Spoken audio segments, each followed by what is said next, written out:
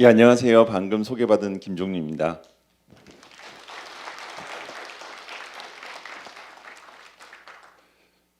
우선 이렇게 좋은 자리에 초대해 주셔서 감사드립니다. 저는 제가 왜 여기에서 이런 말씀을 드려야 될까에 대해서 많은 고민을 해봤습니다. 그리고 장성군에 들어오면서 어떤 얘기를 제가 준비했는지에 대해서 다시 한번 일깨울 수 있는 좋은 환경들이 많이 있었던 것 같습니다. 무슨 말씀이냐면 야놀자라는 회사가 처음에 설계됐던 그리고 어떻게 성장했었는지를 먼저 말씀드리면서 제가 이 자리에 왜 있는지에 대해 말씀을 드릴 수 있을 것 같습니다. 대한민국은 제조업을 중심으로 성장해온 국가입니다. 그리고 엄청난 성장을 많이 거뒀다는 것은 현재 전 세계에서 대한민국이 차지하는 위치에서 알 수 있는 것 같습니다. 하지만 저희가 여행을 가보면 다 느낍니다. 제조업이 아니라 서비스업으로 대부분의 선진국들은 성장하고 있다는 거죠. 잘 살수록 제조업이 성공하기는 어렵습니다. 인건비가 올라갈 뿐만 아니라 땅값 그리고 모든 자재까지 비용이 올라가기 때문에 그렇습니다. 이거는 아무리 우리가 열심히 한다고 해도 돌이킬 수 없는 방향성인 것 같습니다. 그러면 서비스업은 어떻게 성장을 할까? 저는 굉장히 많은 방법이 있지만 관광이야말로 서비스업에 있어서 최고의 영역이라고 생각합니다. 관광은 컨텐츠와 사람 그리고 소비까지 모든 것을 가져오기 때문입니다. 그래서 저희는 관광대국을 만들 수 있는 기업이 되어보자라고 생각을 했습니다. 관광대국이 되기 위한 기업이 되려면 뭔가가 달라야 된다라고 생각을 했습니다. 제가 오늘 말씀드리는 내용들이 저희가 어떻게 다르려고 노력을 했는지 그거에 대한 설명입니다.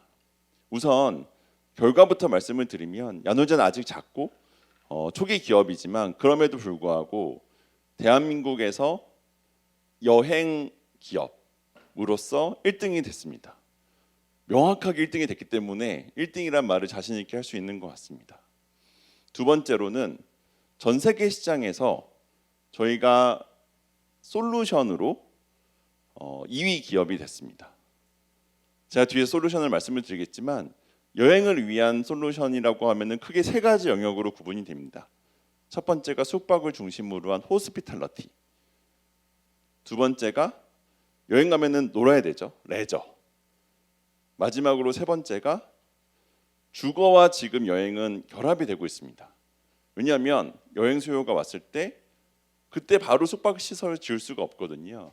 그러다 보니까 아주 큰 도시에서는 당연히 숙박 시설을 통해서 여행객들이 오지만 작은 도시에서는 한 번에 그렇게 지속적으로 고객들이 오지 않기 때문에 주거가 활용이 같이 될 수밖에 없습니다. 세 번째, 주거. 이렇게 세 가지 공간에 대해서 저희는 솔루션 사업을 하고 있고 그 솔루션을 전 세계 170개국에서 두 번째로 많이 제공하는 회사가 됐습니다. 요즘에 이런 얘기를 제가 많이 합니다. 제가 구글이라는 회사 다녔었거든요. 근데 구글이라는 회사가 한국을 포함한 한 두세 개 나라를 제외하면은 전부 다 1등 검색 엔진입니다. 국가와 국가 간의 경계가 없어진 거죠. 옛날에는 국가와 국가 간의 경계가 있어서 한국에서 누가 1등, 일본에서 누가 1등, 미국에서 누가 1등 이렇게 국가별로 1등이 다 달랐는데 요새는 이미 인터넷이 다 열려 있고 해외로 가는 게 쉬워지고 기술이 발달을 하면서 국가 간의 경계가 없어졌습니다. 그래서 한두 개 기업이 다 1등을 합니다. 저희가 뭐 예를 들어서 OTT다. 넷플릭스 많이 보시고 검색 엔진 구글 쓰시고 여행 플랫폼도 두세 개밖에 안 쓰거든요. 전 세계에서. 근데 한국도 그랬습니다. 한국도 아고다, 익스피디아, 호텔스닷컴 이런 업체들이 1등이었는데 야놀자가 국내에서 1등 기업이 되는 일을 만들었습니다. 전 세계적으로 보면은 이미 글로벌 기업이 1등인데 그 기업을 이기고 그 나라에 있는 기업이 1등을 하는 경우가 거의 없습니다. 제가 이렇게 앞에서 야놀자의 결과를 아직은 부족하지만 그럼에도 불구하고 말씀드리는 이유는 지금 오늘 설명드릴 이 디지털 전환이라는 이 시대를 저희는 최대한 활용하려고 노력을 했고, 활용의 결과가 지금 현재 저희의 모습까지 오게 됐고, 앞으로 이것을 더 잘 활용을 해서 저희는 정말 글로벌 1등 기업이 되려고 합니다. 그리고 저희가 글로벌 1등 기업이 됐다의 의미는 관광 대국이 대한민국이 될 수 있는 하나의 단초이자 하나의 기여를 할 수 있게 됐다라고도 생각하고 있습니다. 그럼 이제 시작하겠습니다. 우선 관광 산업의 크기를 아시나요? 많은 분들이 관광 산업이 얼마만큼 크고 위대한 산업인지를 잘 모르십니다. 관광 산업은 전 세계 GDP, 글로벌 GDP의 10.5%를 차지합니다. 10.5%면 한국 돈으로 13경쯤 됩니다. 하나의 산업이 13경인 일은 거의 없습니다. 저희가 잘 알고 있는 반도체, 자동차, 바이오 이러한 굉장히 큰 산업들도 다 몇천조의 수준입니다. 1경, 2경 이런 일도 잘 나오지 않거든요. 근데 관광 산업은 10경이 넘는 규모라는 겁니다. 왜 그러냐? 선진국은 관광으로 먹고 살기 때문에 그렇습니다. 대한민국은 아직 관광으로 먹고 사는 나라가 아닙니다. 하지만 대부분의 선진국들은 관광으로 먹고 삽니다. 그러다 보니까 글로벌 GDP의 10.5%가 관광에서 나온다는 거죠. 두 번째로는 저희가 모든 산업은 좀 성장하다가 맙니다. 계속 성장하는 산업이라는 건 잘 존재하지 않습니다. 근데 세계 항공 여객 운송량을 보시면 전쟁, 전염병 혹은 경제 위기가 지난 50년 동안 계속해서 반복되어 왔습니다. 전염병도 지금만 저희가 코로나라고 생각하지만 사스도 있었고요. 그 다음에 메르스도 있었고 굉장히 많은 전염병들은 지난 50년 동안 계속 있었습니다. 지금 우크라이나에 전쟁이 있지만 전쟁 계속 있었습니다. 걸프전도 있었고요. 경제 위기도 있었습니다. 아시아 경제 위기, 그 다음에 미국발 경제 위기, 5.1 파동 계속 있었습니다. 근데 보시면 매 15년마다 따박따박 2배씩 성장을 해왔다는 거죠. 무슨 말씀이냐면 여행은 인간의 본능입니다. 놀고 싶다는 거죠. 왜 돈 버세요라고 하면은 한 60% 70% 분들은 즐겁게 살려고요, 놀려고요 라고 답을 하십니다. 일을 죽도록 하다가 일만 하려고요 라고 말씀하시는 분은 거의 없어요. 계속 성장한다는 겁니다. 그리고 마지막으로는 관광은 가장 친환경적입니다. 우리가 제조업을 하면 뭔가를 만들기 때문에 최근 탄소 중립부터 해서 여러 가지 이슈들이 발생을 하지만 여행은 그렇지가 않습니다. 게다가 더 매력적인 거는 저희가 부의 재분배를 해야 되지 않습니까? 지금 지방 소멸이기도 하고 빈부의 격차도 굉장히 심해집니다. 그러면 부의 재분배를 하기 위해서는 내가 돈을 걷어서 뿌려야 됩니다. 그래서 세금도 걷고요. 임금도 줍니다. 근데 그것만으로는 충분하지 않은 거죠. 관광은 실제 그 사람들이 내가 있는 데가 아닌 다른 데로 가서 열심히 돈을 직접 씁니다. 직접 돈을 쓰게 만드는 산업은 가장 부의 재분배에 큰 효과가 있습니다.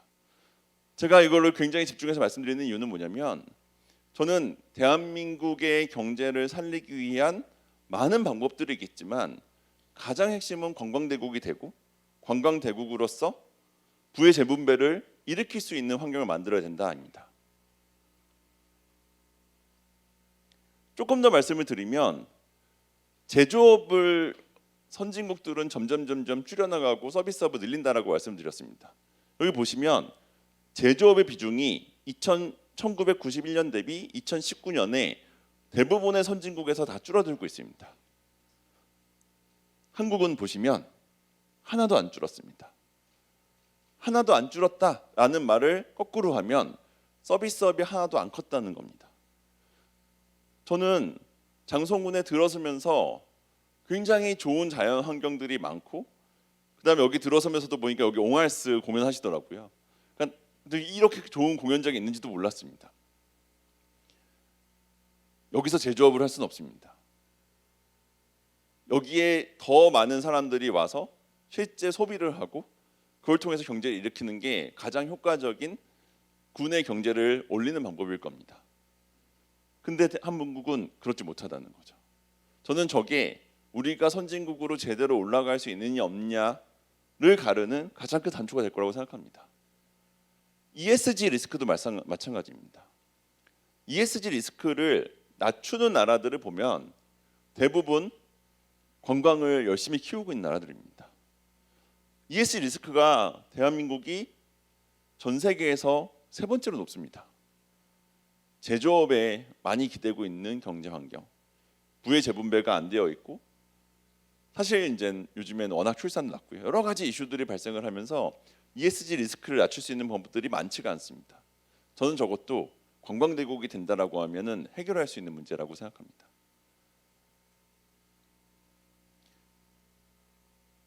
좋은 소식이 하나 있습니다. 뭐냐면 관광 경쟁력 지수는 대한민국이 상당히 높다는 겁니다. 보시면 우리가 한 16위 정도가 되는데요. 전 세계 170개국 중에서 140개국 중에서 저 정도 숫자라고 하면은 굉장히 상위권인 거죠. 앞에서 보신 것처럼 대한민국은 서비스도 부족하고 관광 쪽으로도 부족한데 관광 경쟁력은 높다는 겁니다. 근데 제가 그거를 너무너무 몸소 느끼고 있는데요. 아까 말씀드린 것처럼 저희가 170개국에 사업을 하고 있고 전 세계 7개국에 저희 법인을 두고 사업을 하고 있는데 최근에 싱가포르에 오차드 로드라고 있습니다. 싱가포르의 가장 메인 도로고요. 거기에 탕린이라는 도시에 탕린몰이라고 있는데 저희가 이제 그 F&B, 그러니까 레스토랑 솔루션 사업을 하고 있어서 그 솔루션을 좀 프로모션하기 위해서 K푸드 몰을 만들었습니다. 그 탕린몰이라는 데 지하 1층에 절반 정도를 저희가 렌트를 해가지고 한국 음식만을 파는 몰을 만들었어요. 푸드코트 같은 거죠. 줄을 200m 쓰더라고요. 깜짝 놀랐습니다. 거기 보면은 한국에서는 너무나도 쉽게 먹을 수 있는 백반, 뭐 떡볶이, 뭐 닭강정, 뭐 이런 것들을 파고 있는 건데 줄을 200m를 쓰더라고요. 그러니까 K-푸드, K-팝, K-컬처, K-컨텐츠에 대한 관심은 너무너무 무궁무진하게 많다는 느낌을 받았습니다. 저는 그러한 경쟁력이 저희가 있다는 거죠. 그래서 그 경쟁력을 잘 살린다라고 하면은 우리가 지금 부족한 관광을 살릴 수 있다라고 생각을 합니다. 저희가 일본에서 사업을 좀 크게 하는 편입니다. 일본에서 호텔 솔루션도 팔고 아까 말씀드린 레스토랑 솔루션도 팔고 있는데요. 일본은 이번에 제가 일본에 있는 그 관광청 쪽에 일하시는 공무원분들하고 말씀을 해보니까 본인들은 5천만 명을 일본에 최단 시간 안에 들어오게 만들겠다라고 공언을 하더라고요. 5천만 명이라는 숫자가 그들은 너무 당연한 숫자라고 생각을 하고 있습니다. 보시면 인바운드 관광 매출이 일본에 비해서 한국이 턱없이 부족한 수준입니다. 저는 옛날에는 일본이 한국보다 우수한 부분들이 있었을지 모르겠지만 지금은 J컬처, J팝 아무도 안 듣고 관심도 없는데 우리가 저렇게 밀릴 이유가 없다고 생각합니다. 아까 말씀드린 것처럼 전 세계 GDP의 10.5%를 관광에서 만든다라고 말씀을 드렸습니다. 한국은 2.8%입니다. 전 세계 평균만 돼도 지금의 4배 성장을 해야 되는 겁니다. 저는 이게 관광대국이 될 수 있는 시작점이라고 생각을 하고 그 숫자를 만들기 위해서 우리는 무엇을 해야 되는 것인가 라는 말씀을 드리고 싶습니다. 그리고 또 하나가 저희가 야놀자라는 회사가 글로벌 넘버 1 기업이 되겠다라고 말씀을 드렸었습니다. 제가 왜 그런 말씀을 드리냐면 보시면 이 소매업이라고 되어 있는 게 이커머스입니다. 이커머스는 전 세계 상위 1000개 기업의 R&D 투자 규모가 제일 높습니다. 그러니까 이커머스 영역으로는 모든 기업들이 엄청나게 투자를 많이 해서 기술적으로 굉장히 고도화되어 있다는 거죠. 자동차도 마찬가지고요. 우리가 잘 많이 들었던 뭐 테슬라라든지 이런 기업들이 얼마나 많은 R&D 투자를 하겠습니까? 바이오, 반도체, 금융 이런 부분들은 전 세계적으로 투자를 엄청나게 많이 해서 한국에서는 그래도 좀 내가 사업을 하는 것처럼 보일지 모르겠지만 전 세계 시장으로 가면은 경쟁이 안 됩니다. 그래서 다 로컬 기업입니다. 근데 한국은 잘 아시는 것처럼 수출을 해야 먹고 사는 나라입니다. 수출이 안 되는 겁니다. 그냥 한국에서 내수로만 사업을 할 수밖에 없는 게 저런 산업들의 특징입니다. 이미 1등이 됐을 때를 제외하고는요. 저희가 이미 글로벌화를 성공했던 자동차나 자동차나 반도체는 그래서 해외 시장에서 우리가 R&D를 많이 했기 때문에 이미 진출이 되어 있지만 그 나머지 영역은 쉽지가 않다는 거죠. 저는 여행은 그렇지 않다고 생각합니다. 보시면 제일 R&D 투자가 적게 되어 있는 산업이거든요. 그러니까 우리만 못한 게 아니라 남들도 못하고 있는 거고, 우리가 제대로 R&D 투자만 한다라고 하면은 먹을 수 있는 산업이라는 겁니다.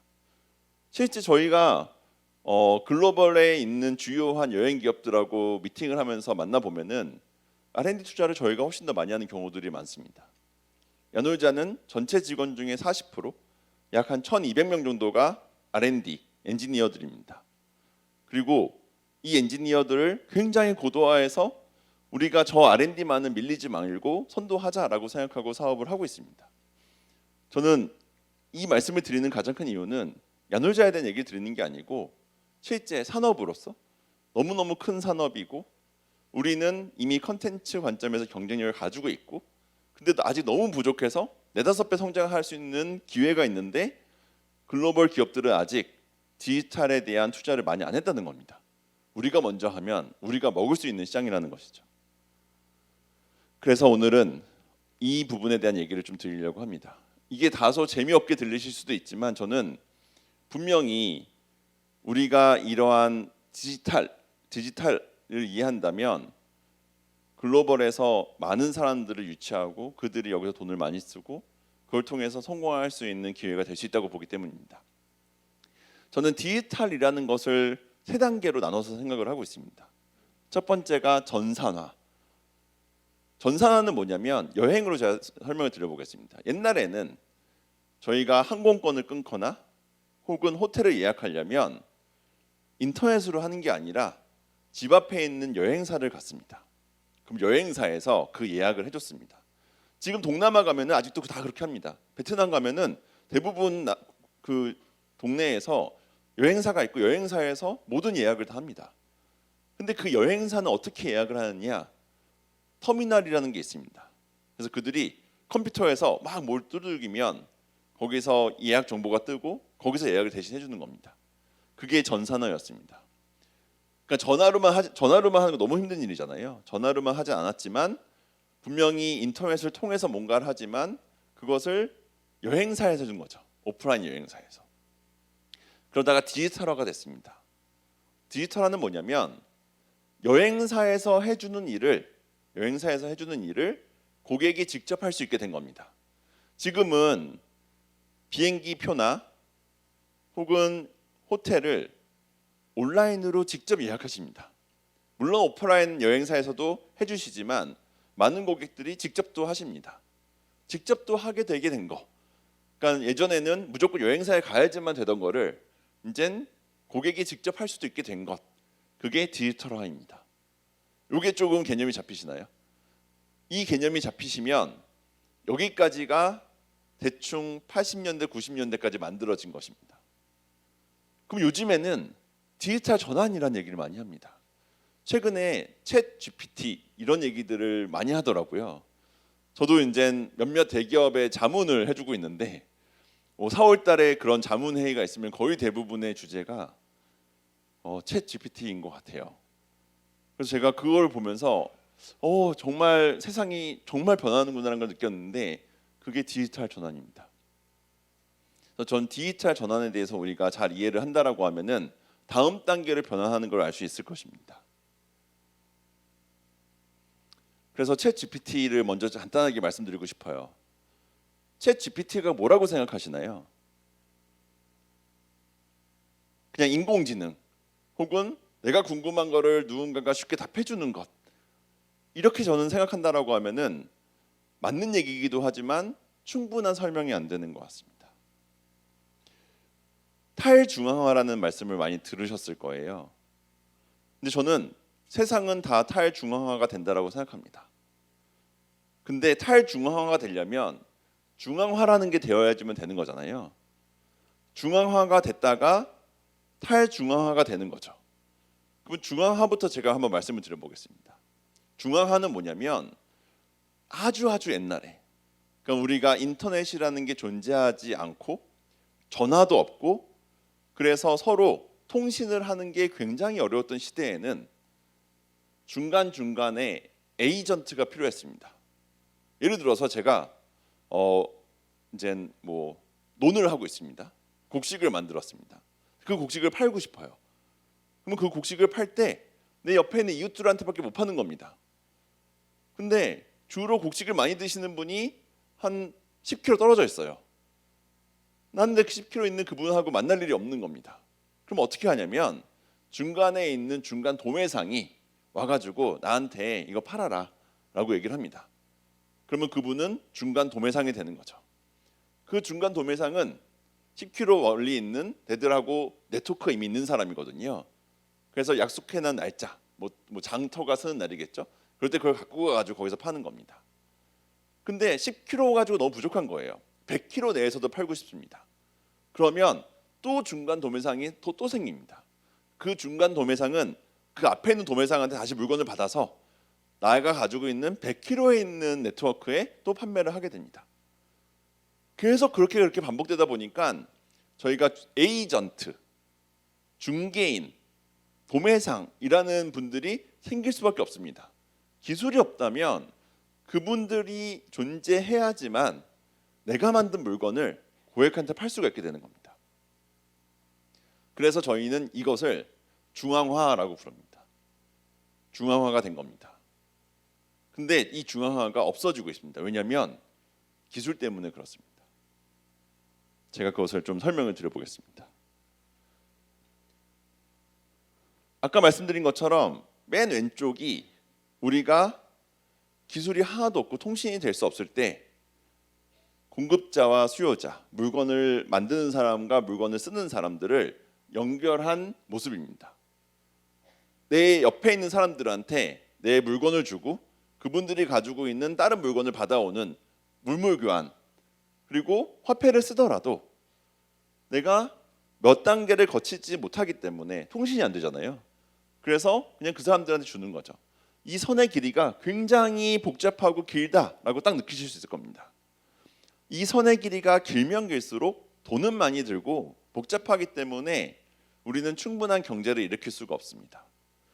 그래서 이 중간에 있는 에이전트, 대리인이 생기기 시작합니다. 이 대리인들은 저 복잡한 선을 굉장히 단순하게 만들어줍니다. 단순하기 때문에 선의 길이가 짧은 만큼 비용은 덜 듭니다. 근데 굉장히 신기한 게 뭐냐면 최근에는 이 대리인들이 너무 많이 가져간다는 얘기를 합니다.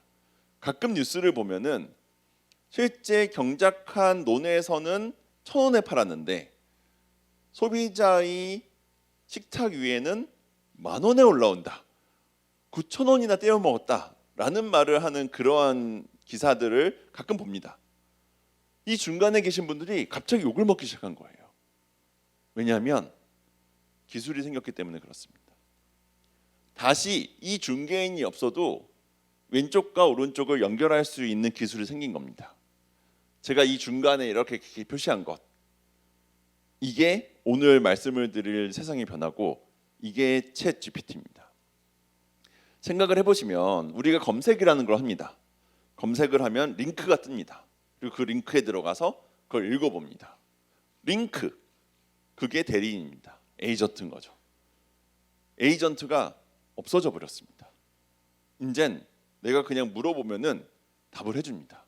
링크 없이요. 그걸 조금만 더 확장해 생각해 보면은 예를 들어서 제가 장성군에 여행을 가고 싶어 합니다. 그래서 챗 GPT한테 나 장성군에 여행하고 싶은데 너가 예약해줘 라고 하면은 챗 GPT는 저한테 예약을 해줄 겁니다. 그죠? 여기 있는 뭐 민박집이나 뭐 호텔이나 모텔이나 이런 데 숙박도 잡아주고 여기서 있는 공연, 호주 축제 이런 것도 알려주고 날짜도 정해주고 이런 추천을 할 겁니다. 링크라는 게 존재하지 않죠. 링크가 존재하지 않게 된다는 얘기는 앱이고 웹이고 없어지는 겁니다. 다 중간에 있는 에이전트인 거죠. 저희가 야놀자 혹은 인터파크, 뭐 트리플, 데일리 호텔 이러한 앱들을 운영하고 있습니다. 다 우리나라에서 제일 싸게 호텔과 레저와 뭐 교통을 예약할 수 있으니까 꼭 쓰시면 좋겠는데요. 그러한 서비스들이 사실 존재하지 않게 되는 거죠. 왜냐? 그들은 다 중개인들이거든요. 저희 서비스를 OTA라고 부릅니다. 뭐 부킹닷컴, 아고다, 익스피디아, 트립닷컴 같은 게 야놀자, 익스피디아, 야놀자, 인터파크, 트리플, 데일리 호텔인데 다 OTA라고 부릅니다. OTA가 온라인 트래블 에이전시입니다. 제가 앞에서 말씀드린 것처럼 맨 왼쪽이 여행사였죠, 그냥. 중간이 온라인 여행사. 그래서 왼쪽은 트래블 에이전시, 오른쪽 중간에 디지털화는 온라인 트래블 에이전시였던 겁니다. 에이전시인 거죠. 에이전트, 중개인이었던 겁니다. 근데 오른쪽으로 가면은 중개인이 없어져 버립니다. 어떻게 없애냐? 기술로 없애는 거죠. 저는 이 기술의 변화를 탈중앙화라고 말합니다. 탈중앙화. 하나로 중앙화되지 않는 거죠. 중앙화될 필요가 없기 때문에 그렇고 예전에는 중앙화가 안 되면 안 됐던 것들이 지금은 중앙화를 하지 않아도 더 효율적으로 운영될 수 있기 때문에 중앙화를 안 해야 되는 겁니다. 저희가 호텔 솔루션을 이제 대한민국에서 70% 정도의 호텔이 저희 솔루션을 쓰고 있습니다. 뭐 뒤에서 좀 더 말씀드리겠지만 예를 들어서 대한민국에 있는 60% 정도의 골프장이 저희 솔루션을 쓰고 있습니다. 다 저희가 솔루션을 제공하고 있거든요. 대부분의 영역에. 근데 예전 솔루션은 온프라미스라고 불렀는데 맨 왼쪽처럼 생겼습니다. 이게 하나의 호텔이면 호텔에 각각의 객실들이라고 보시면 됩니다. 객실과 호텔에 있는 중앙이 연결돼서 이 중앙에 데이터가 있었습니다. 그래서 호텔 데이터를 보려면 이 중앙에 있는 요 컴퓨터를 봐야지만 정보가 보였습니다. 이게 너무 황당하시다고 생각할 수도 있어요. 근데 지금처럼 편하게 온라인을 쓰게 된 게 얼마 안 됐습니다. 저도 제 대학교 때 수강 신청을 하려면 학교에 있는 전산원 가야지만 수강 신청이 됐던 기억이 나거든요. 그런 겁니다. 수강 신청을 할 때 전산원을 가야지만 수강 신청이 될 수 있는 환경이 맨 왼쪽인 겁니다. 지금 대부분의 호텔이 저 상태입니다. 놀랍게도. 우리 수강 신청할 때의 상태가 지금 대부분의 호텔의 상태인 거죠.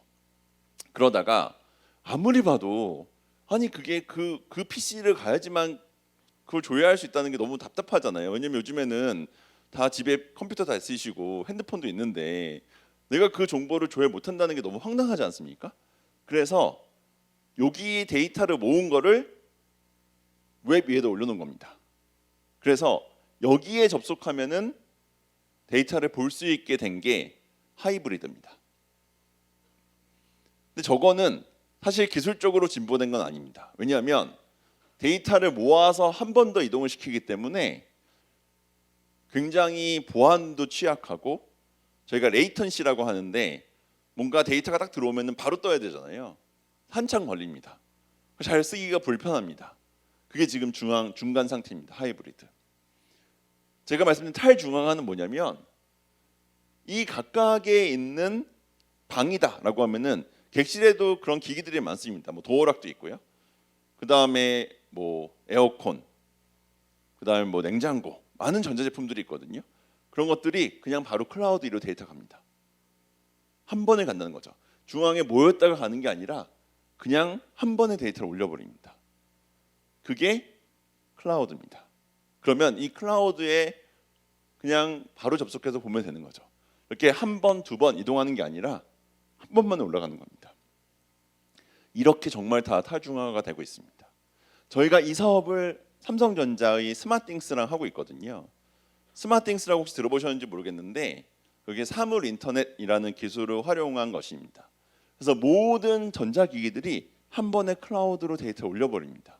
그리고 그 클라우드에서 모든 것을 다 합니다. 저는 이 방향으로 바뀌고 있다는 게 관광에도 적용된다고 생각합니다. 무슨 말이냐면 예전에는 하나의 그 출구로 혹은 입구로 들어와서 다 데이터가 흘러가는 것처럼 여행도 그랬습니다.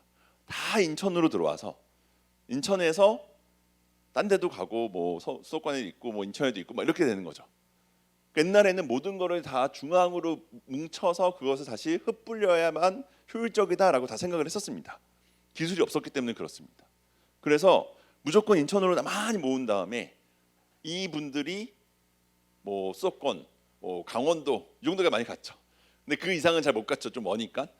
그래서 그걸 또 연결하기 위해서 KTX를 놓는 거죠. 그래서 분명히 다 일로 모일 거야. 중앙으로 모이면 이 중앙에서 흩뿌리는 거야. 이게 제일 효율적인 방법이야 라고 다 생각을 했었습니다.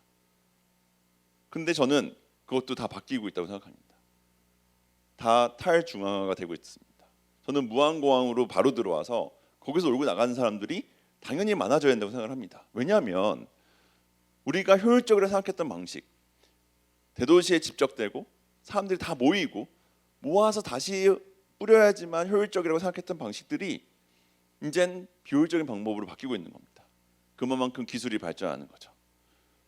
UAM이라고 들어보셨는지 모르겠습니다. UAM이 뭐냐면 지금은 비행기를 타면은 한참 걸려서 날아가는데 택시처럼 비행기를 탄다 이렇게 보시면 됩니다.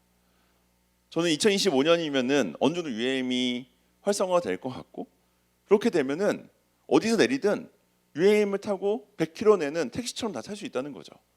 이렇게 바뀌어 버리는 순간 왜 한 군데 공항으로 모여서 거기서 그 많은 비용을 들이면서 가느냐 이겁니다. 저는 옛날에는 플랫폼 사업자가 굉장히 많은 각광을 받았습니다. 왜냐하면 플랫폼 사업자는 모든 데이터를 다 보유하기 때문에 그렇습니다. 여기가 모든 데이터를 이렇게 다 보유했던 것처럼 말이죠. 근데 이렇게 데이터를 다 모으면 생기는 문제가 뭐냐면 오히려 이제 비용이 더 들어갑니다. 엄청나게 많은 서버, 엄청나게 많은 데이터, 엄청나게 많은 트래픽 이것들을 다 감당해야 되는 것이죠. 그래서 아까 말씀드린 것처럼 앞으로 점점점 에이전트 역할을 하는 대리인들이 없어지고 그 대리인들이 없어지는 것을 기술이 가능하게 만들어줄 거라고 생각합니다. 모든 영역이 다 그렇게 될 것이고 그 이유는 뭐냐면 더 이상 완벽한 효율을 갖춘 방식 요즘 너무 저는 많이 느끼는 게 옛날에는 중국에서 싸게 물건을 받아서 그거를 글로벌 체인을 만들어 가지고 글로벌 체인에서 물건이 다 옮겨가기 때문에 가장 최저가를 만드는 방식 이게 최고다라고 얘기를 했었습니다. 아웃소싱이 최고였고요. 그래서 너무너무 전 세계적으로 안정되게 물류가 흘러가고 있었습니다. 근데 최근에 여러 가지 정치적 이유 때문에 더 이상 그렇게 글로벌 밸류 체인이 형성되기가 어렵고 그래서 각 국가별로 만든다 이런 얘기들을 합니다. 근데 제 개인적으로는 이게 정말 정치 때문에 그런가? 저는 그렇게 생각하지 않습니다. 왜냐하면 이미 탈중앙화는 기술 영역, 산업 영역 모든 영역에서 다 발생하고 있고 문화마저도 발생을 하고 있습니다. 여행도 발생합니다. 옛날에는 생각해 보시면 여행을 딱 정해져 있는 데를 가는 겁니다. 파리 그러면 뭐 에펠탑 가고 어디 가고 다 정해져 있습니다. 그래서 책도 있습니다. 책 딱 보고 책대로 쪼르르 가고 다 사진 짝짝 찍고 딱 오면 됩니다. 요즘에 그렇게 여행을 합니까? 요즘에 그렇게 안 합니다. 요즘에는 각자가 자기만의 곳을 더 찾습니다. 남들이 찍지 않은 사진을 난 찍으려고 하고요. 더 이상 남들하고 똑같지 않으려고 합니다. 다 다변화되고 있고 다 탈중앙화가 되고 있고 하나로 통합되지 않는다는 겁니다. 저는 이러한 변화는 모든 산업 영역, 문화 영역, 경제 영역에서 발생하고 있기 때문에 그 관점으로 보면은 당연히 각 국가별로 이제 각자의 밸류 체인을 만들고 그 안에서 움직이는 세상으로 바뀌고 있는 것 같습니다. 저희는 이렇게 여행 산업을 바꾸면 그리고 이걸 선도한다라고 하면은 우리가 글로벌 시장을 먹을 수 있다라고 생각하는 회사입니다. 챗 GPT가 나오게 되면 그럼에도 불구하고 누군가는 데이터를 보내줘야 예약을 해줄 거지 않습니까? 데이터를 보내주는 영역, 보내주는 사람들이 쓰는 것, 그것을 저희는 만드는 그게 이제 클라우드형 소프트웨어, SaaS, 소프트웨어 애저 서비스라고 부르거든요. 그 SaaS를 만들면 이 공급자들은 그 SaaS를 통해서 모든 데이터를 주고받을 수 있게 되고 그러면 점점 에이전트가 없어져도 우리는 이전 방식을 충분히 대체할 수 있는 비즈니스를 만들 수 있다라고 생각을 하고 있습니다. 근데 저는 이거를 만약에 우리가 못한다면이라고 생각을 해봤습니다. 못할 수도 있잖아요, 그죠? 못한다면 한마디로 저는 곰이 된다고 생각합니다. 제주는 사람이 부리고 제주는 곰이 부리고 돈은 사람이 버는 거에 있어서요. 제가 이제 오징어 게임을 보면서 그런 생각을 많이 했습니다. 오징어 게임이 한국에 얼마만큼의 경제적 효익을 만들었냐 해서 한 500억 정도를 대한민국의 GDP로 벌었다. 뭐 이런 식의 리포트가 있더라고요. 반면에 넷플릭스는 그걸로 최소 1조 원 이상을 벌었다라고 하더라고요. 아까 말씀드린 것처럼 우리는 정말 많은 컨텐츠를 가지고 있습니다. 우리가 이 컨텐츠로 독보적 위치에 올라갈 수준으로 저는 K-컬처가 전 세계적으로 위상이 높다라고 생각을 합니다. 근데 그것을 우리가 잘 활용해서 돈을 벌고 있느냐라고 하면은 그렇지는 않은 것 같습니다. 왜냐? 남들이 돈은 그걸로 벌고 있다는 거죠. 저는 아까 말씀드렸던 이러한 트렌드는 더 이상 우리는 안 하고 있어도 돼. 그걸 이제 갈릭파고스라고 부르거든요. 를 할 수 있느냐? 못한다라고 생각을 합니다. 옛날에는 갈릭파고스를 만드는 게 가능했습니다. 일본 경제가 좀 뒤처진 이유가 너무 갈릭파고스처럼 그냥 따로 놀기 때문에 남들도 못 들어오게 하고 우리도 안 나가고 그냥 따로 놀기 때문에 그런 거다. 이런 얘기들이 많이 있었습니다. 그리고 소위 이제 쇄국 정책 같은 거죠. 옛날에는 그래도 쇄국 정책을 할 수는 있었습니다. 내가 하려고 작정을 하면. 요새는 그게 안 된다는 겁니다. 아예 글로벌의 국가 간 경계가 없어져 버렸습니다. 내가 막고 싶어도 막을 수가 없다는 거죠. 이미 다 우리는 인터넷으로 아무 서비스나 다 쓸 수가 있습니다. 내가 안 쓰고 싶고 난 이것만 쓰게 만들려고 한다면 정말 그 사회주의 경제가 되지 않는 한 불가능한 상황입니다. 아무리 막고 싶어도 막을 수가 없는 거죠. 저는 그래서 관광대국이 되어야 된다라고 아까 말씀을 드렸는데 관광대국이 안 된다면 저는 관광의 식민지화가 된다라고 생각합니다. 우리는 관광대국이 되느냐 아니면은 많으냐가 아니라 관광대국이 되느냐 혹은 관광 식민지가 되느냐 이 두 개 중에 하나를 선택해야 되는 상황일 수도 있다는 겁니다. 그리고 만약에 우리가 관광대국이 돼서 이 디지털화가 되고 탈중앙화가 되는 이 시장을 먹을 수 있다라고 하면은 우리는 사람이 되는 거죠. 그리고 많은 국가들이 우리를 통해서 재주를 부리면서 돈을 벌 수 있는 환경도 만들 수 있을 거라고 생각합니다. 저는 이 개념이 어려울 수도 있지만 반드시 필요하다고 생각을 합니다. 특히 저도 이제 애가 둘이 있는데 항상 그 생각을 하거든요. 얘네들이 어른이 되면은 진짜 너무 힘들겠다. 어떻게 먹고 살까? 왜냐하면 너무 인구는 줄고 있고 그다음에 아무리 봐도 제조업 중심으로는 우리가 잘 먹고 잘 살기 어려울 것 같고 뭔가 해결책이 있어야 될 것 같은데 그 해결책이 뭘까? 저는 여기서 사람이 된다면 이 큰 관광 산업에서 전 세계를 주도할 수 있는 사람이 된다라고 하면은 전 세계에 있는 이 여행, 관광, 문화와 관련된 다양한 콘텐츠를 가지고 우리가 돈을 벌게 될 것이고 그렇게 돈을 벌게 되면은 분명히 관광대국이 될 수 있다라는 생각을 하게 됐습니다.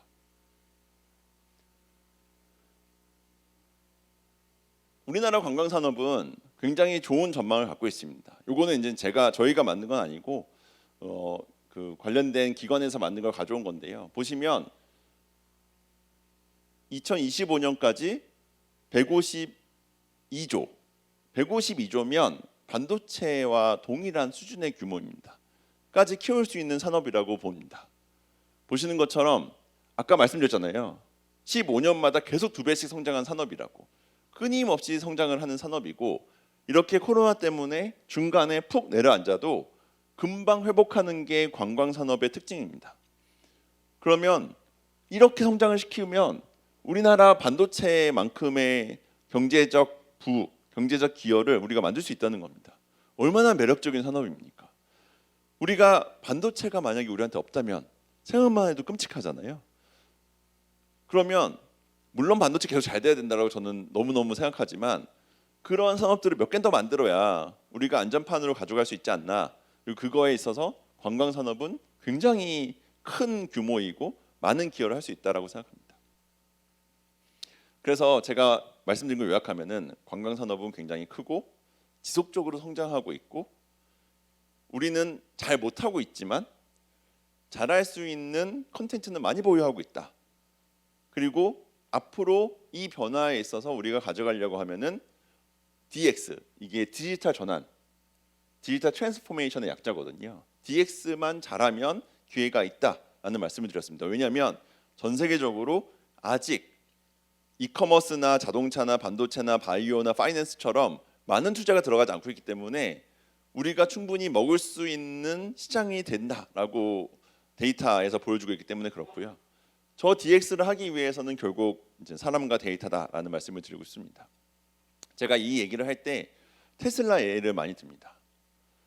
전기차는 가솔린 차보다 먼저 만들어진 차입니다. 놀랍게도. 근데 전기차가 이제서야 엄청나게 많이 컸습니다. 제가 10여 년 전에 전기차와 관련된 프로젝트를 할 일이 있었거든요.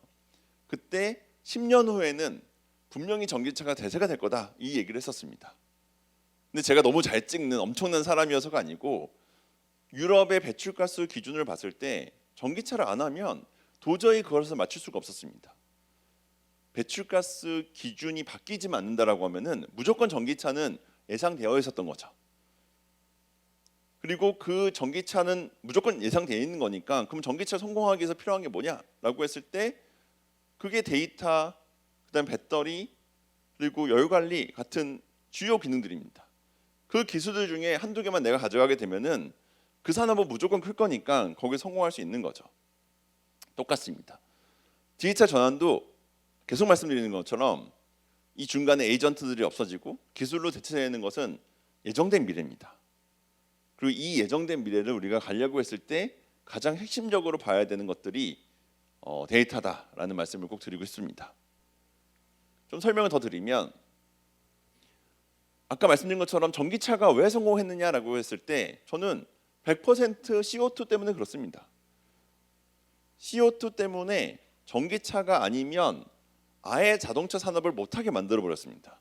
그리고 엄청나게 많은 보조금이 나갔고요. 그래서 전기차를 살 생각이 없는 사람들이 살 수밖에 없게 만들었고 그것으로 인해서 산업은 계속 큽니다. 근데 이게 맞느냐 틀리느냐를 떠나서 너무 당면한 이슈일 수밖에 없는 게 2050년까지 넷제로를 하는 걸로 발표를 해버렸습니다. 이것도 정해진 미래라는 거죠. 근데 보시면 CO2라는 게 이산화탄소가 흡수하는 것도 있고 내보내는 것도 있습니다. 배출과 흡수가 똑같으면 넷 제로가 되는 겁니다. 넷 플러스 마이너스 빵. 근데 흡수하는 거는 우리가 이제 식모벨라 이렇게 나무도 심고 많은 것들을 하지만 사실 드라마틱하게 이걸 늘릴 수가 없습니다. 그래서 배출을 조금 해야 됩니다. 근데 보시면 현재 배출보다 2050년 배출의 양이 4분의 1입니다. 배출량을 4분의 1로 줄여야지만 우리는 넷제로를 달성할 수 있다는 거예요. 4분의 1로 줄일 수 있을까요? 못 줄입니다. 그냥 못 줄입니다. 상식적으로 봤을 때 줄일 수 있는 방법이 없습니다. 그럼에도 불구하고 줄이려면은 아주 엄청난 고통 혹은 엄청난 혁신이 있어야지만 가능한 거죠. 지금 가솔린 차가 전기차로 바뀌는 게 정말 말도 안 되는 일이거든요. 근데 그런 말도 안 되는 일이 모든 산업에서 다 발생을 해야 된다는 거죠. 저는 여행 산업도 그런 관점에서도 바뀐다고 봅니다. 여행 산업은 상대적으로 배출을 덜하는 산업입니다. 아까 보신 것처럼 GDP 기여가 10.5%라고 말씀을 드렸잖아요. 근데 배출은 8%만 합니다. 그러니까 상대적으로 덜하는 거죠. 하지만 그럼에도 불구하고 전 세계 탄소 배출량의 8%가 여행 산업에서 나옵니다. 놀라운 일이죠. 그리고 그것 중에서 절반 정도는 이동 때문에 그렇습니다. 비행기 타고 차 타고 이런 것 때문에 그렇고 나머지 절반은 우리가 놀고 먹는 것 때문에 그렇습니다. 결국 여행 산업에서 똑같이 자동차처럼 변화가 있을 수밖에 없는 환경이라는 겁니다. 그러면 여행에서 이산화탄소가 왜 배출을 많이 될까? 첫 번째 이유는 예측이 어렵기 때문에 그렇습니다. 제가 이 예를 굉장히 많이 드는 편인데 예측이 된다면 우리가 고칠 수 있는 것들을 예측이 안 되기 때문에 못 줄이는 것들이 너무 많습니다. 두 번째가 너무 수요가 과밀되어 있습니다. 그리고 그 과밀되어 있는 것들 때문에 또 이산화탄소 배출이 많이 되게 됩니다. 예를 들면 제가 집에서 김치를 먹습니다. 그죠? 그러면 김치를 이제 4인 가족이면은 이렇게 많이 담아 주시겠죠?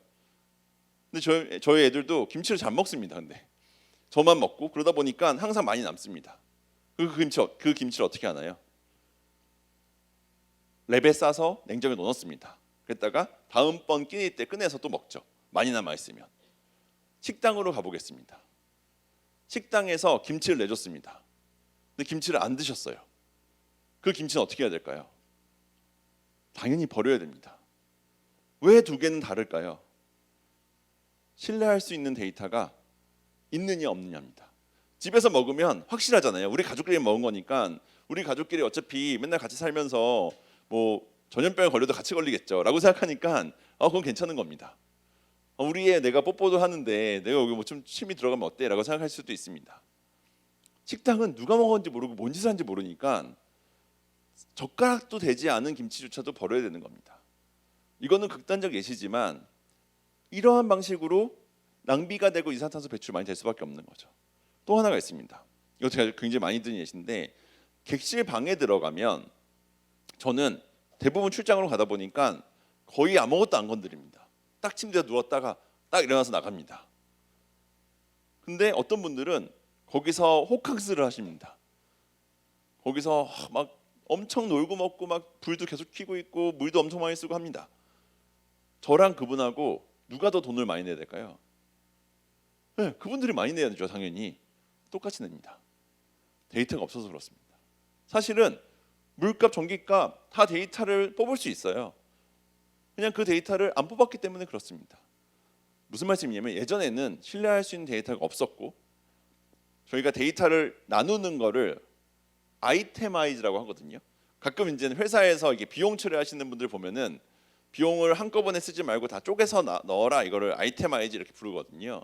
데이터를 이렇게 쪼개면 되는 건데 데이터를 모으고 데이터를 쪼개는 기술이 없었기 때문에 예전에는 그냥 한꺼번에 다 해야 되는 거고 신뢰할 수 있는 데이터도 없고 그 다음에 그냥 무조건 내가 썼든 안 썼든 돈 다 내야 되는 거였습니다. 근데 앞으로는 그런 것들을 다 기술로 해결할 수가 있습니다. 그러한 디지털 기술들이 빅데이터 기술이라고 부르거든요. 저는 그런 기술들을 쓰게 되면은 낭비를 줄이게 되고 이산화탄소 배출 훨씬 안 하게 됩니다. 저희가 이러한 방식으로 조금 더 이제 구체적인 내용이지만 이러한 액션들을 하게 된다면 앞에서 말씀드렸던 그런 기술들과 데이터를 바탕으로 이런 액션들을 하게 된다면 실제 60%까지 이산화탄소 배출을 줄일 수 있습니다. 제가 드리고 싶은 말씀은 뭐냐면 이미 변화하고 있습니다. 탈중앙화가 되고 있고 에이전트는 없어지고 있고 점점점 디지털 기술로 모든 것은 대체되고 있고요. 거기에 플러스로 우리는 어쩔 수 없이 이산화탄소 배출을 줄일 수밖에 없는 환경이고 지금보다 4분의 1로 줄이려고 하면은 예외가 없습니다. 모든 산업은 다 이산화탄소를 줄이려고 할 겁니다. 그 줄이는 과정에서 데이터 기술이 아니면 여행에서도 줄일 수 있는 방법이 없다는 겁니다.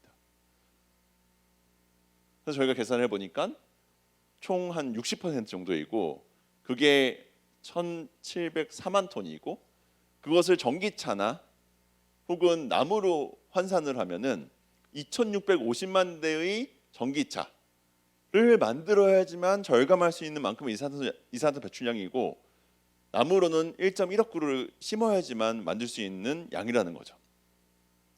저는 이거는 여행업뿐만 아니라 모든 산업에서 비슷하게 생기겠지만 디지털 기술 그리고 데이터라는 게 단순하게 그냥 우리가 인터넷으로 쓰기 편하고 조금 뭐 고객들한테 좋은 서비스를 주고 약간의 자동화가 되고 이런 수준의 얘기가 아니라는 겁니다. 이것은 너무나도 큰 임팩트고 이 임팩트는 우리 전 세계 글로벌 경제가 나아가고 있는 방향하고 맞춰야지만 우리가 성공할 수 있다는 것이죠. 그래서 저희는 그러한 것들을 해낼 수 있는 기업이 돼보자라고 생각하고 있습니다. 여행을 저희 관점으로 나눠보면은 첫 번째가 공간입니다. 저희는 나중에는 메타버스라고 해서 내가 직접 이동하지 않아도 가상 공간으로도 이동할 수 있겠지만 인간의 본능은 무조건 나가 놀고 싶길 원합니다. 코로나 때 느끼셨을 겁니다. 저희가 최근에 그러니까 일본 같은 경우에 일본을 출국하시는 분의 3분의 1이 저희 플랫폼을 통해서 예약을 하십니다.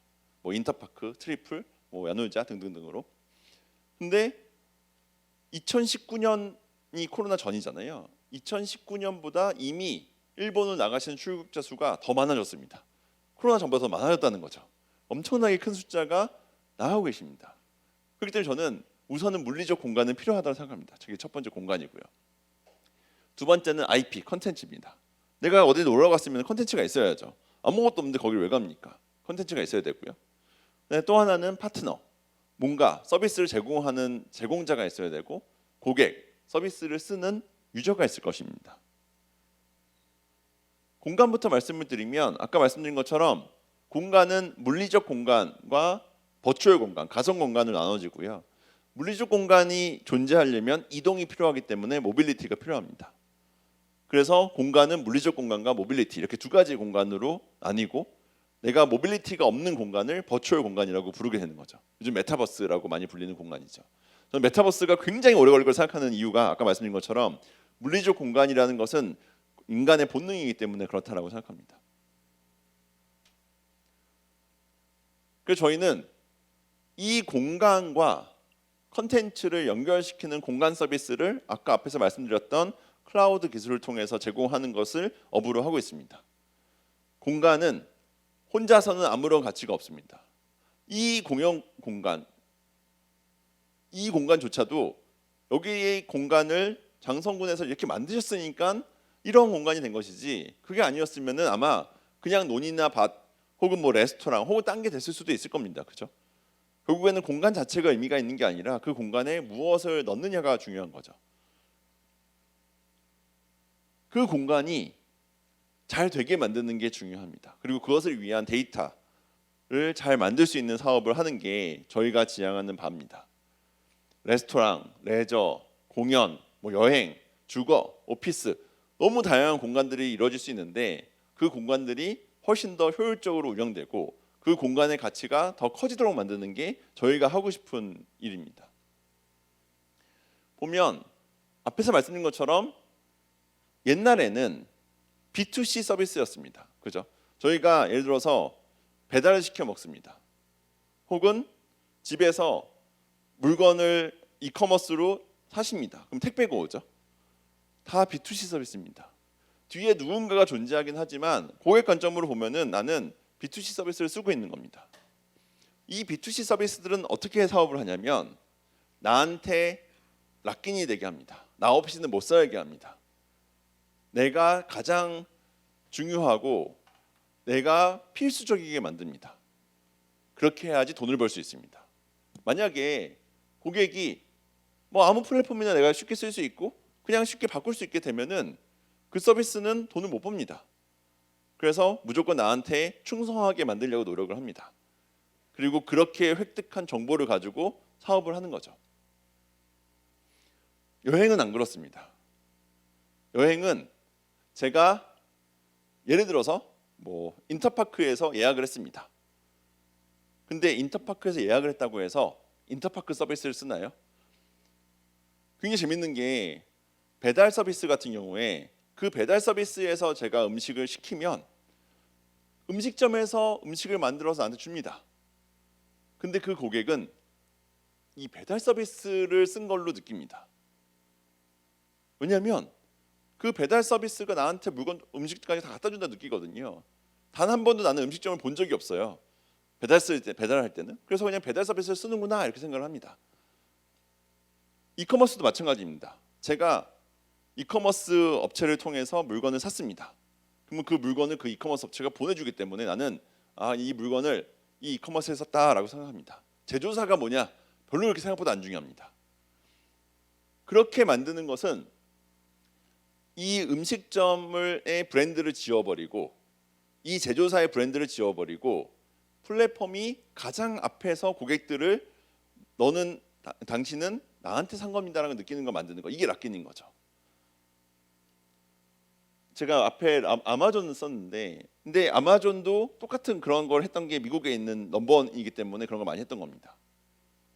근데 예를 들어 나이키 같은 기업들은 내 브랜드를 막 지워버리니까 내가 지금 나이키가 얼마나 유명한데 감히 너가 나의 브랜드를 지워? 나 너한테 안 팔어. 이런 일도 발생을 합니다. 나이키는 실제 나 아마존 안 팔어. 그냥 내가 직접 팔 거야. 너네 우린 거 팔지 마. 이렇게도 하기도 합니다. 그만큼 이 플랫폼은 그 브랜드를 지워버립니다. 저희는 뭐 인터파크든 야놀자든 뭐 트리플이든 예약을 했습니다. 그러면 그 고객은 예약을 하고 나서 거기에 직접 갑니다. 그 호텔에 들어가고요. 그 음식점에 들어가고요. 그 레저 시설에 들어갑니다. 그리고 그 레저 시설, 호텔, 레스토랑을 직접 내 눈으로 봅니다. 절대 저희 플랫폼을 쓴다라고 느끼지 않아요. 그 호텔 갔다라고 너무너무 명확하게 인식하고요. 그 호텔 사진을 찍지. 내가 이거를 나는 뭐 이 호텔이 뭔지 모르겠고 야노자 호텔을 썼어라고 생각하는 사람은 한 명도 없거든요. 그게 직접 내가 이동하는 물리적 공간을 이동하는 서비스 특징입니다. 그래서 여행은 그 컨텐츠를 살려줄 수밖에 없습니다. 왜냐 사람이 거기 가서 그것을 경험하고 그게 기억에 남는 거지 내가 어디서 예약했느냐가 중요한가요? 별로 안 중요합니다. 그래서 저희는 그거에 집중하는 서비스를 줘야 된다고 생각을 합니다. 그러면 고객이 야놀자에서 예약을 했든 인터파크에서 예약을 했든 그 고객은 그 호텔에서 그 호텔 브랜드를 인식하게 됩니다. 이 둘은 다르다는 거죠.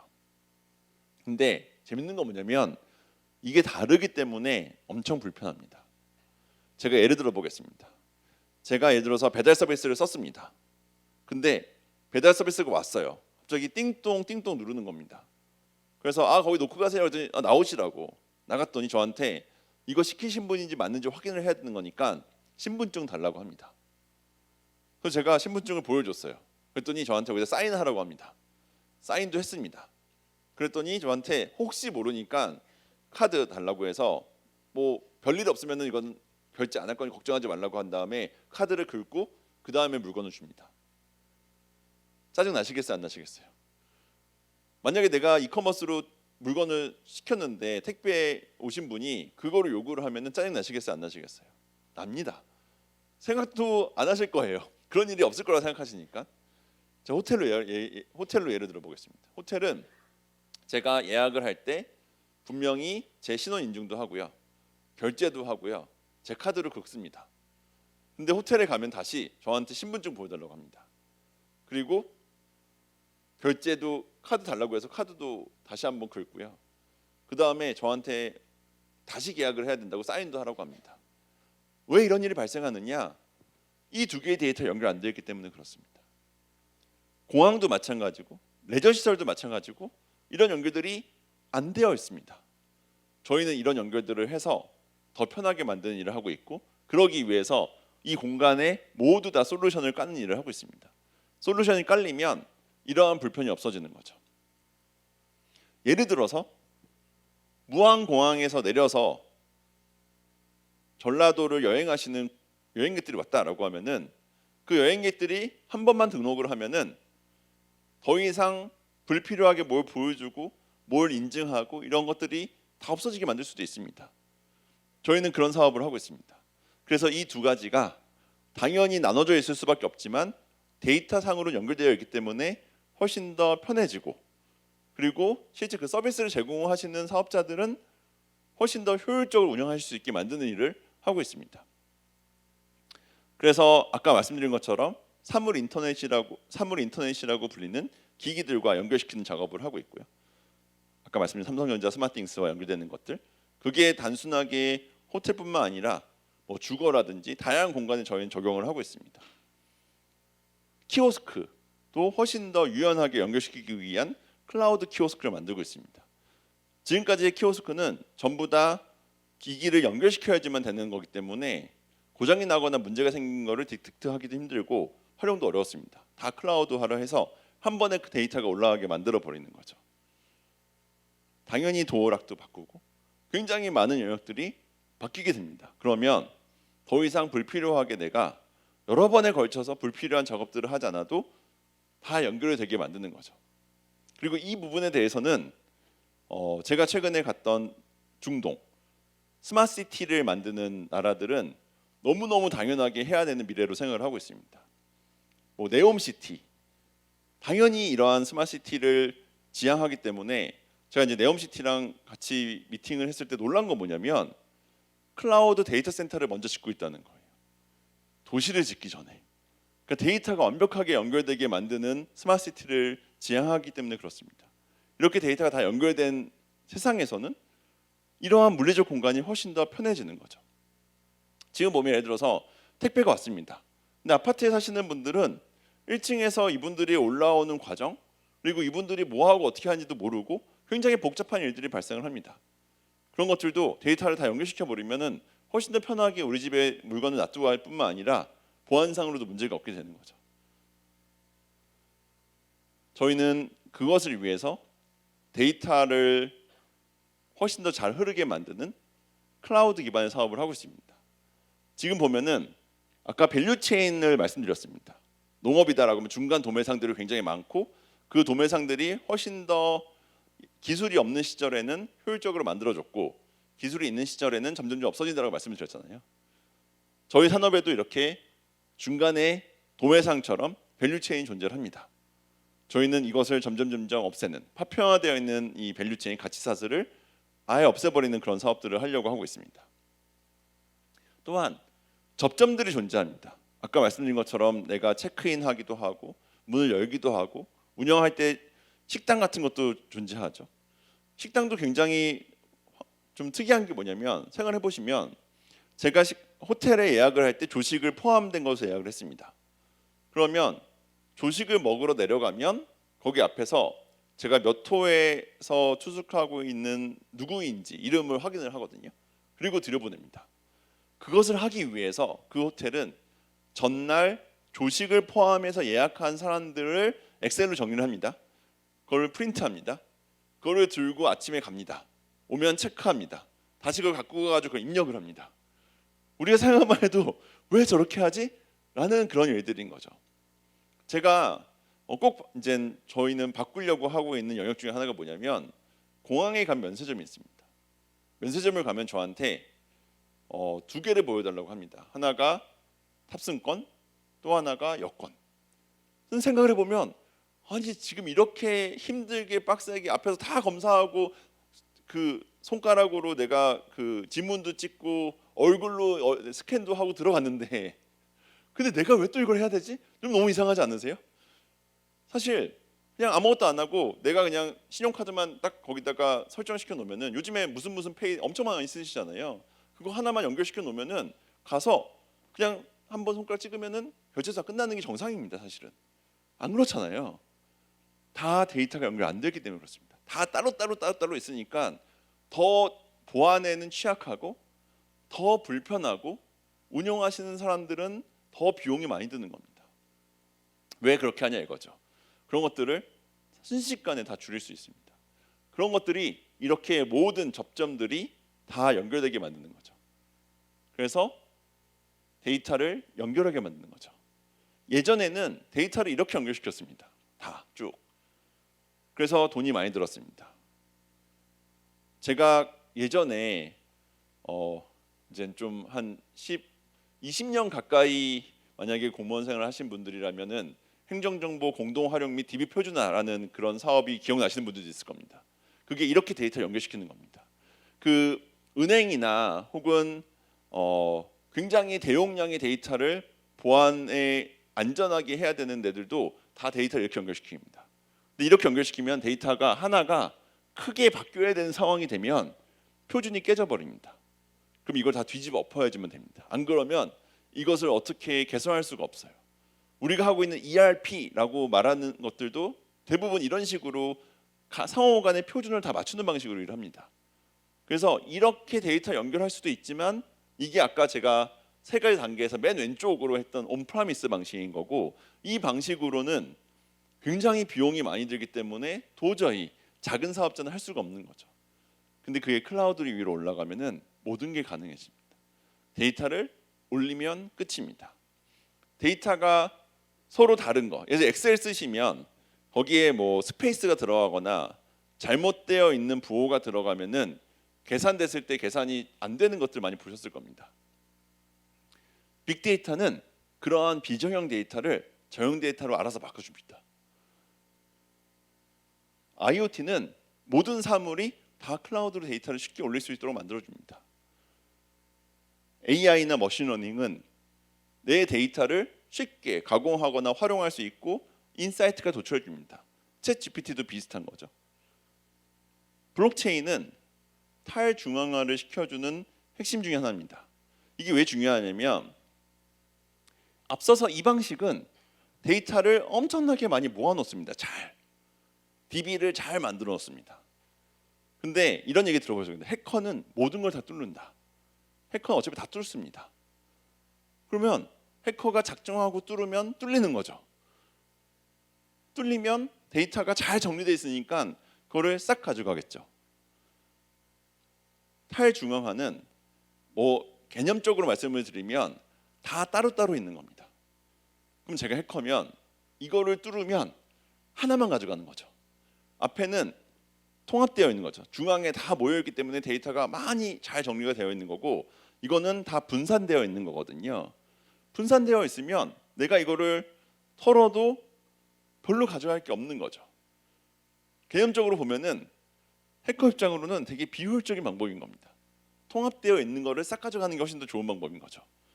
그러다 보니까 이렇게 클라우드를 올려놓고 이러한 디지털 기술을 클라우드 위에서 쉽게 사용할 수 있게 해버리면 더 안전해질 수밖에 없는 겁니다. 아예 못 터느냐? 그건 아니지만 털긴 털지만 털었을 때 효율이 떨어지기 때문에 굳이 털면 효율성 좋은 걸 털지 뭐하러 효율성 떨어지는 걸 털겠습니까? 그래서 이러한 방식으로 바뀌는 것들이 앞으로 미래의 방향이 될 수밖에 없다라고 생각을 합니다. 저는 데이터가 점점 많아질수록 모든 게 자동화된다라고도 생각을 합니다. 요즘에 그 전기 자동차는 자율주행이 많이 됩니다. 거기서 자율주행을 ADAS라고 부르거든요. Autonomous Driving이라는 부분인데 그게 이제 레벨 뭐 1, 2, 3, 4 이렇게 돼가지고 레벨 4면은 거의 뭐 자율주행이 알아서 다 되는 거고 레벨 보통 요즘에 우리가 타고 있는 차들 중에서 자율주행 기능이 있는 거 옵션 선택하시면 보통 레벨 2 정도 됩니다. 전기차를 왜 만들었을까라고 생각을 해보면 앞에서 말씀드린 것처럼 탄소 배출 기준을 맞추기 위해서 배기가스 기준을 맞추기 위해서는 전기차 아니면 뭐 수소차 몇 가지 옵션이 있지만 기술적으로 봤을 때 수소차는 좀 너무 인프라도 그렇고 많이 걸리니까 우선 전기차로 갈 수밖에 없는 것도 있었지만 전기차가 있어야 데이터를 모을 수가 있기도 합니다. 저희가 데이터를 모으려고 하면은 첫 번째 데이터를 모을 때가 필요합니다. 그게 아까 말씀드렸던 클라우드인 거죠. 근데 거기다 데이터를 보내주려고 하면은 데이터를 수집을 해야 되죠. 수집을 해야 보내줄 거니까요. 수집을 하려면 컴퓨터가 있어야 됩니다. 근데 예전에 자동차는 컴퓨터를 놓기가 어려웠습니다. 왜냐? 첫 번째, 배터리가 너무 약합니다. 우리 조금만 그 불 하나만 켜놓고 차 내리면 배터리 방전돼 가지고 그 불러가지고 배터리 다시 그 살리고 막 그러셨잖아요. 너무 약한 거죠 배터리가. 두 번째로는 원래가 이 컴퓨터는 열에 취약합니다. 너무 춥거나 너무 뜨거우면은 큰일 나요. 너무 잘 아시죠? 우리 핸드폰만 하더라도 너무 추우면 핸드폰 막 잘 안 되고 너무 뜨거우면은 막 폭발하고 막 그러잖아요. 차는 열이 엄청 왔다 갔다 합니다. 그래서 컴퓨터를 제대로 놓기가 어렵습니다. 그러다 보니까 데이터를 모으기도 어렵고 데이터를 보내주기도 어려웠던 거죠. 전기차는 배터리가 있기 때문에 파워가 충분합니다. 그리고 전기차는 이 엔진이기 때문에 열이 안 나요. 열 관리가 잘 됩니다. 그래서 컴퓨터가 거기에 크게 들어가도 문제가 없습니다. 제가 지금 이 말씀 왜 드리냐면 그렇게 해서 데이터를 보내주는 순간 자율주행은 되는 겁니다. 자율주행이 되는 거는 뭐 일부 규제와 시간의 문제지 데이터를 모으는 순간 무조건 되는 겁니다. 데이터는 그런 겁니다. 데이터가 모이면 언젠가는 다 됩니다. 우리가 챗 GPT 써보신 분들은 야 어떻게 이게 되지라고 생각하실 텐데 되는 겁니다 원래가.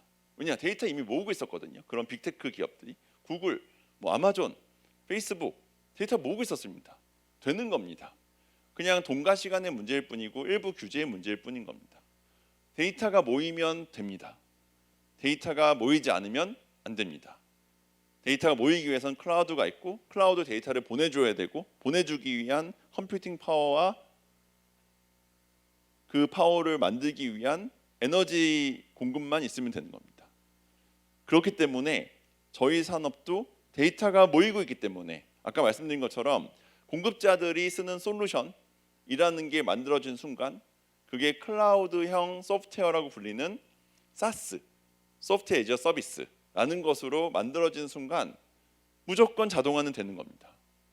자동화가 된다면 안 좋은 걸까요? 좋은 걸까요? 저는 무조건 좋은 거라고 생각합니다. 왜냐하면 이분법적으로 생각을 한다면 자동화가 되면 더 이상 일을 할 기회가 없어지는 거니까 그러면 일자리가 주는 거 아니야? 이런 생각을 많이 합니다. 근데 문제가 뭐냐면 지금 호텔 산업에서 제일 문제가 뭐냐면 일할 사람이 없습니다. 레스토랑 산업 일할 사람이 없습니다. 정말 없습니다. 그러니까 지금 생각하시는 것보다 더 없습니다. 그러니까 아예 산업이 안 돌아갑니다. 이거는 사람을 대체하는 게 아니라 사람을 구할 수가 없는 영역이다 보니까 도저히 산업이 클 수가 없는 것을 만드는 거죠. 사람이 하고 싶은 일은 대체하지 못합니다. 사람이 하고 싶지 않은 일은 대체하지 않으면 산업이 클 수가 없습니다. 사람이 하고 싶지 않은 일은 내가 아무리 봐도 이거는 사람이 할 일이 아니라 기계 할 일 같은데 라고 느끼는 그런 일들입니다. 너무 고되거나 힘들거나 이런 일들인 겁니다. 그런 것들을 대체하게 됩니다. 저는 이 흐름은 게다가 우리가 안 하면 갈라파고스처럼 아무도 우리를 안 건드리고 우리끼리만 할 수 있느냐? 그것도 아니라는 겁니다. 이미 글로벌화가 되고 있고 클라우드라는 게 전 세계의 데이터가 다 연결되는 겁니다. 클라우드는 한국 클라우드, 미국 클라우드, 일본 클라우드 이렇게 구분이 되지 않습니다. 물론 리전은 따로 있지만 결국에는 다 같이 쓰게 구성이 되어 있기 때문에 그렇습니다. 저는 클라우드는 굉장히 옛날부터 클라우드에 대해서 관심도 많고 관련된 일도 많이 해왔는데 진짜 10여 년 전만 하더라도 클라우드를 쓰면 안 된다라는 말을 하시는 분들이 대부분 좀 보안 정보를 많이 쓰는 쪽이었습니다. 예를 들어 국방부죠. 절대 그건 쓸 수가 없다라고 했었거든요. 근데 어느 순간 미국에서부터 국방부도 다 클라우드를 쓸 수밖에 없게 됐습니다. 왜냐하면 클라우드를 쓰면 생기는 장점이 훨씬 더 크기도 하지만 보안적으로 이 클라우드 위에 보안을 담당해 줄 수 있는 기술들이 발전을 하면서 옛날엔 좀 위험하다고 생각했던 것들 아까 말씀드린 것처럼 제가 여기 데이터만 올라가면은 일반 데이터는 털리더라도 너무 조금만 털리니까 분산화됐기 때문에 괜찮다고 말씀드렸잖아요. 근데 하나도 털리면 안 되는 산업들이 있습니다. 그게 이제 뭐 국방 뭐 이런 영역이거든요. 근데 그런 것들을 막을 수 있는 기술들이 또 생기게 되면서 그런 보안 기술들을 활용을 하면은 훨씬 더 효율적으로 쓰게 되는 것들 이런 것들도 그렇게 한몫을 하게 된 것 같습니다. 그래서 이제 저희는 이런 것들을 적용하고 있습니다. 예를 들어서 블록체인 기술 중에 하나가 DID거든요. 이게 영어로 Decentralized Identifiers라는데 이게 분산화되어서 인증을 하는 겁니다. Decentralized가 분산화된 거고 Identifiers가 신원 인증 같은 거거든요. 저게 뭐냐면 아까 저희 공항에 가면은 그 지문 인식하고 내 얼굴도 등록을 합니다. 근데 그런 정보들은 굉장히 민감한 개인 정보들이지 않습니까? 그래서 그 정보들은 아주 안전하지 않으면은 모을 수가 없습니다. 근데 저러한 기술들이 있으면은 모을 수 있는 거죠. 안전하기 때문에. 그리고 그런 것들이 돼야 이 프라이버시 프로텍션, 개인 정보들을 보호해 줄 수 있기 때문에 활용이 가능한 거고요. 그게 활용이 가능해지면은 이젠 더 이상 내가 호텔에 가서 또 여권 주고 또 한 번 신용카드 긁고 그리고 내가 또 다시 뭐 사인하고 이런 게 안 해도 내가 공항에서 한 번 한 걸 가지고 다 활용할 수도 있게 되는 겁니다. 사물 인터넷도 마찬가지입니다. 저희가 서울 같은 경우에는 그 도시 재생 관련된 사업들을 하고 있거든요. 그래서 굉장히 낙후되어 있는 동네에 그 중간중간에 그 건물을 리모델링하고 거기에 모든 스마트 기술을 넣고 있습니다. 그래서 그냥 내 모바일로 문도 열고, 그 다음에 예를 들어서 공용 공간이 있으면 공용 공간에 대해서 내가 남들이 쓰고 있는지 안 쓰고 있는지도 모바일로 다 볼 수 있고, 그 다음에 내가 그걸 조정할 수도 있고, 불도 끄고 켤 수 있고, 그다음에 그걸로 모든 걸 다 할 수 있게 됩니다. 거기에 저희가 이 여러 가지 파트너들 있지만 그 중에 하나가 삼성전자의 스마트띵스 기술이 들어갔습니다. 그러면 여기 있는 모든 전자제품에 스마트띵스가 연결되어 있습니다. 이게 얼마나 좋냐면 우리 열 관리, 예를 들어서 제가 깜빡하고 뭐 가스불을 열어놓고 가가지고 너무 걱정이 돼가지고 전화로 가스를 끄고 막 이런 거 옛날에 그 광고에서 보신 적이 있을 겁니다. 그 정도가 아닌 겁니다. 내가 불을 끄고 안 끄고를 챙기지 않아도 얘가 알아서 다 챙겨줍니다. 데이터가 관리가 되기 때문에 그렇습니다. 그런 데이터의 관리, 그걸 통해서 나의 패턴을 이해하고 나한테 가장 최적화되어 있는 환경을 만들어주는 것들이 가능한 시대가 됐습니다. 그리고 또 하나가, 사실 이런 매트리스 같은 거는 호텔에서 굉장히 많이 씁니다. 근데 보통 이제 종호텔들은 1, 2년에 한 번씩 그 매트리스를 갈거든요. 그리고 매트리스를 되게 잘 관리합니다. 그래서 매트리스 돌려가면서 이제 한쪽이 눌리지 않게도 관리를 많이 하거든요. 뭐 1, 2년밖에 안 된 매트리스를 팔고 싶겠죠. 근데 가격을 거의 못 받습니다. 아까 말씀드렸던 김치 같은 거죠. 이 김치를 어떻게 먹었는지 모르기 때문에 나는 이걸 쓸 수가 없는 겁니다. 근데 매트리스 같은 거에 센서가 하나 들어가 있으면 이게 몇 회가 쓰였는지가 다 알 수가 있습니다. 그럼 그걸 가지고 실제 중고차처럼, 중고차 보면은 몇 킬로 달렸는지, 그다음에 사고가 얼마 있었는지 이런 데이터를 가지고 가격이 다 책정이 되거든요. 비슷한 것들이 가능해지기도 합니다. 그래서 2차 시장, 그러니까 중고 시장을 데이터를 기반으로 해서 돌릴 수 있는 그런 환경도 만들 수가 있습니다. 제가 지금까지 말씀드렸던 거는 굉장히 거시적인 얘기들이 많았던 것 같습니다. 세상은 글로벌화가 되고 있고 탈중앙화가 되고 있고 중간에 없어지는 에이전트들을 기술들이 대체하고, 그렇게 대체된 기술들은 결국 한 나라 로컬에서 쓰이는 게 아니라 글로벌에서 쓰일 수밖에 없기 때문에 우리가 글로벌 위너가 되느냐 아니면 글로벌 루저가 되느냐, 이 두 가지의 선택의 기로에 놓여 있다라는 말씀을 드린 것 같습니다. 그렇기 때문에 저희도 굉장히 글로벌이라는 것에 대해서 중요하게 생각을 하고 있습니다. 아무리 우리가 한국에서 잘할지언정 사실 글로벌에서 쳐들어왔을 때 우리가 막지 못할 확률이 너무너무 높기 때문에 그들이 준비가 되면 더 무섭거든요. 우리가 먼저 치고 간다라는 게 저희의 기본적 생각입니다. 저희는 두 가지 관점으로 접근을 하고 있는데, 하나는 저희는 숙박 솔루션을 제일 먼저 시작을 했습니다. 호텔, 모텔, 펜션, 게스트하우스 이러한 숙박 영역에서부터 솔루션 사업을 시작을 했습니다. 근데 보니까 숙박하고 주거하고 굉장히 비슷하더라고요. 그래서 주거도 해야겠다라고 해서 아파트, 그 다음에 굉장히 다가구, 그리고 개인들이, 예를 들어서 제가 집이 뭐 3개가 있습니다. 그러면 임대인들을 관리해야 되거든요. 그런 임대인 관리 시스템을 포함한 개인까지 주거에 대해서 서비스를 줘야겠다라고 해서 저희는 주거 솔루션도 같이 하고 있습니다. 레저도 마찬가지입니다. 저희가 예전에는 놀이동산을 가면 온라인으로 제가 예매를 하고 나서 현장에 가서 다시 티켓을 받아야 됐습니다. 그리고 그 티켓을 보여주고 들어가야 됐었어요. 너무 왜 이렇게 해야 되죠 생각하는 거죠. 근데 요즘에는 온라인으로 예약을 하면은 그냥 거기 딱 찍고 들어갑니다. 바뀌고 있거든요.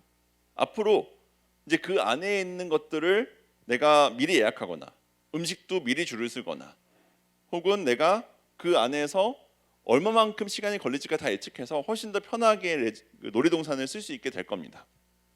저희가 국내에 있는 주요한 레저 시설들은 대부분 파트너고 저희가 솔루션을 제공하고 있기 때문에 그렇게 바뀌어 나가고 있거든요. 그리고 골프장, 아까 말씀드린 것처럼 골프장도 저희가 국내의 한 60% 정도가 저희의 솔루션을 쓰고 있습니다. 근데 지금은 굉장히 예약을 관리하거나 운영하는 데 있어서 어려움이 많거든요. 그런 부분들도 저희가 고쳐주고 있습니다. F&B도 마찬가지입니다. 저희가 한 15,000개 정도의 레스토랑이 저희 솔루션을 쓰고 있고, 그 솔루션을 통해서 뭐 고객 관리라든지 CRM이라든지 혹은 웨이팅이라든지 이런 부분들을 활용을 하고 있고요.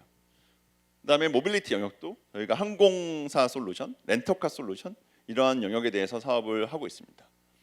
그래서 저는 첫 번째 말씀드리고 싶은 거는 사람이 머무를 수 있는 모든 공간을 스마트하게 만드는 일을 숙박부터 시작을 했지만 다 확장을 해서 빠르게 글로벌화를 할 수 있는 준비를 하고 있습니다. 동시에 아까 숙박을 저희가 먼저 시작했다고 말씀을 드렸기 때문에 숙박에 대해서 글로벌에 이미 진출했습니다. 저희가 5년 전부터 글로벌에 진출을 했고요. 현재 인도에서는 저희가 1위 사업자이고 동남아에서는 1, 2위를 다투고 있는 국가들을 많이 가지고 있고 미국에도 2,000개 이상의 호텔이 저희 고객사이고요. 아프리카도 저희가 한 3,000개 정도의 그 고객사를 가지고 있고 그 외에 170개국에 저희가 진출되어 있습니다. 그 중에서 저희가 집중하는 것은 뭐 일본, 한국을 당연히 저희는 베이스를 하고 있지만 일본, 동남아, 인도, 아프리카, 미국 같은 경우에 저희가 오피스를 두고 본격적으로 사업을 하고 있고요. 최근에 중동에 대해서도 700개 정도의 호텔을 확보하면서 빠르게 진출을 하고 있고 그 외에 뭐 유럽이라든지 다른 지역들도 진출을 열심히 하려고 노력을 하고 있습니다. 이렇게 한 이유는 뭐냐면 제가 5년 전에 야누자라는 회사를 사람들이 잘 알지도 못하는데 저희가 솔루션 사업을 하는 것도 모르는데 솔루션을 만들고 해외 나가가지고 막 팔고 해외에 있는 기업들 인수해서 막 성장시키고 막 이런 일들을 했었거든요. 왜냐하면 저희가 나가지 않으면 그들이 저희한테 치고 들어온다라고 생각을 합니다. 그리고 그들이 치고 들어오면은 우리는 그들의 곰이 될 수밖에 없는데 곰이 되고 싶지 않았기 때문에 우리가 먼저 치고 나간다라고 생각하고 사업을 하고 있습니다. 현재는 숙박으로 시작을 해서 F&B, 레스토랑까지는 해외 진출이 되어 있는 상태이고요. F&B는 현재 싱가포르와 일본에 진출되어 있고 동남아로 이제 확장하려고 준비를 하고 있고 그 나머지 영역은 현재 국내를 중심으로 사업을 하고 있지만 빨리 해외로 확장하려고 하고 있습니다.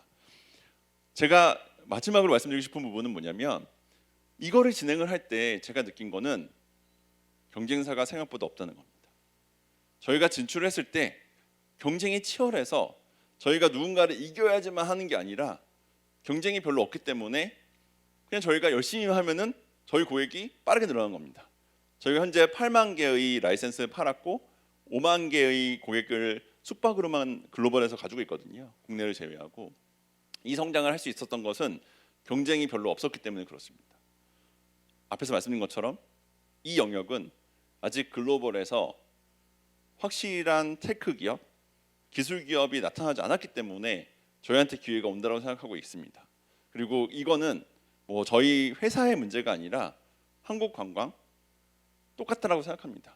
당연히 관광대국이 될 수 있고 그 관광대국으로서 우리가 빨리 치고 나가면 분명히 기회가 온다. 저는 최근에 이제 일본 가서 일본이 굉장히 관광대국을 부르짖더라고요. 그래서 개인적으로는 이게 불안하다. 우리가 더 빨리 치고 나가야 되는데라는 생각을 했었는데 그런 관점에서 장성군에서도 저희 회사에 이렇게 초청도 해주시고 그다음에 관광이라는 영역에 대해서 너무 관심을 많이 주셔가지고 너무 기쁜 마음으로 이렇게 참석을 하게 됐고요. 여기까지 제가 준비한 내용입니다. 감사합니다.